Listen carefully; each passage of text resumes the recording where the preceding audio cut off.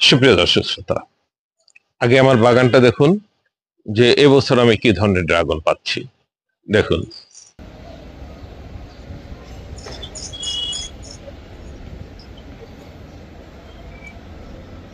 এইটা আমার এই যে দেয়াল দেখতেছেন, এই দেয়ালের উত্তর দিকে এই অবস্থা। সারা বছর এই অবস্থা ছিল, মানে বেশিরভাগ সময় এই অবস্থা ছিল। আর এই দেয়ালের পাশে যেগুলো ভিতর দিকে, এই যে দেখুন এখনো আছে।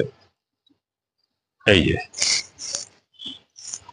কালার, সাইজ বন্ধুরা এখনো আছে। আরো কিছু, এটা এটা আমরা এসে গেছি হলো সেপ্টেম্বর মাসের একদম শেষের দিকে। এখন আমার কাছে যে ফুল দেখতে পাচ্ছেন,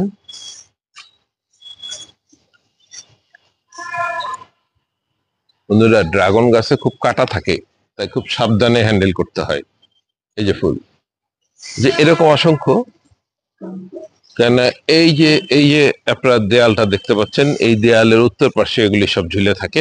বেশিরভাগ ড্রাগন আমার ওই পাশেই হয়, কারণ আমার ছাদে জায়গা কম বিধায় আমি এটা ঝুলিয়ে দিয়েছি। ওইটা রাস্তা ওই পাশে, রাস্তার উপরে, এই পাঁচতলার উপরে রাস্তায় ঝুলে আছে, সুতরাং কারো কোনো সমস্যা নেই, কারো জায়গায় দখল করতেছে না, তাই আমি এটা ঝুলিয়ে দিয়েছি। তো এখন বন্ধুরা আপনারা সবাই আমাকে প্রশ্ন করতেছেন, এর আগের দুইটা ভিডিও দেখে প্রশ্ন করছেন যে কি খাবার দেই। আপনারা কিন্তু পরিচর্যার কথা খুব একটা জিজ্ঞেস করেন না, খাবারের কথা জিজ্ঞেস করেন। তা আজকে খাবার সম্পর্কে বলবো যে এই আমি তো রেগুলার যে খাবারগুলো দিই আমি আমার ভিডিওতে বলে থাকি, কিন্তু একটা সিক্রেট খাবার আছে যেটা আমি বছরে কিছুদিন ব্যবহার করি। সেটা আজকে দেখাবো যে কোন সেই সিক্রেট খাবারটা আমি এই গাছগুলোতে দিয়ে আমি এই পরিমাণ ড্রাগন পাচ্ছি। তার আগে আমি একটা কথা বলি, ড্রাগন মিষ্টি হয় না যখন বলে, তখন আপনারা খেয়াল রাখবেন বন্ধুরা, যদি নিজেরা ছাদ বাগান করেন বা মাঠ বাগান করেন, যেখানেই করেন না কেন, একটা হারভেস্টের সময় আছে। এই ড্রাগন কতদিনে হারভেস্ট করা যাবে, এটা আপনার ভ্যারাইটিটা কতদিনে হারভেস্ট করলে মিষ্টি হবে, এটা একটু পরীক্ষা করে নেবেন। আপনি সময় বন্ধ অপেক্ষা করবেন। আপনি মনে করেন যে 40 দিন পর থেকে পরীক্ষা করবেন, 40 দিনে খেয়ে দেখবেন কেমন হয়েছে, 45 দিনে খেয়ে দেখবেন, 50 দিনে খেয়ে দেখবেন, তাহলে আপনি বুঝতে পারবেন যে কতদিনে এটা মিষ্টি হবে। তাহলে দেখুন কি খাবার আমি দিলাম। এই স্পেশাল খাবারটা আমি দিয়ে থাকি। একটা হলো এই যে এখানে কিছু কলার খোসা, আর এই যে এই বোতলে কিছু কলার খোসা, এটাতে পানিতে ভিজিয়ে রেখেছি, এটা শুকনা। কমপক্ষে এই বোতলটাতে 7-8টা কলার খোসা এখানে ভিজিয়ে রাখতে হবে। 7-8 দিন পর ভালো করে ঝেঁকে নিন, প্রয়োজনে কিছু একটা দিয়ে নেড়ে নিন। নেড়ে নিয়ে তারপরে এই দ্রবণটাকে গাছের গোড়ায় দিতে হবে। কিভাবে দিবেন?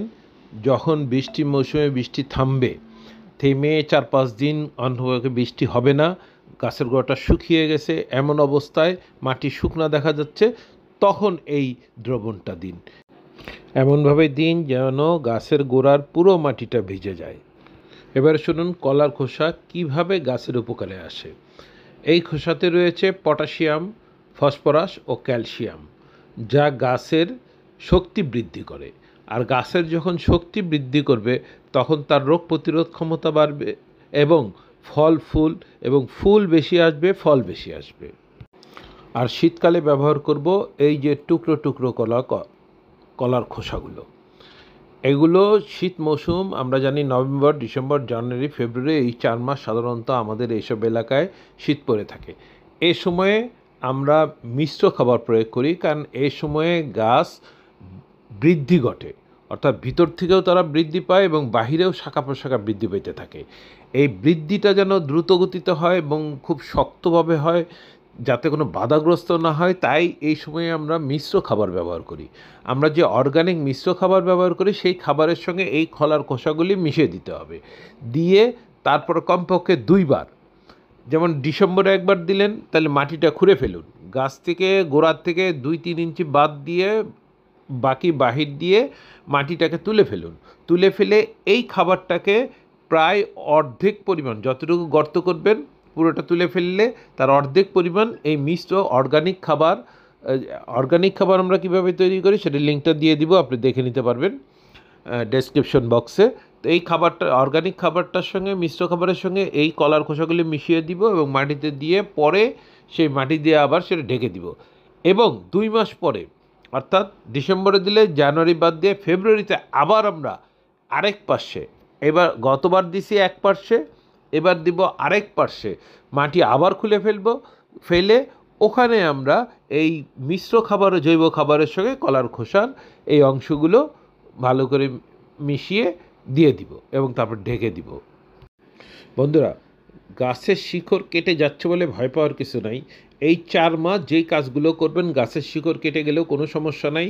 বাকি সময়ে গাছ এই শিকড়গুলি আবার নতুন করে গজাবে এবং গাছের জন্য এটা উপকারী।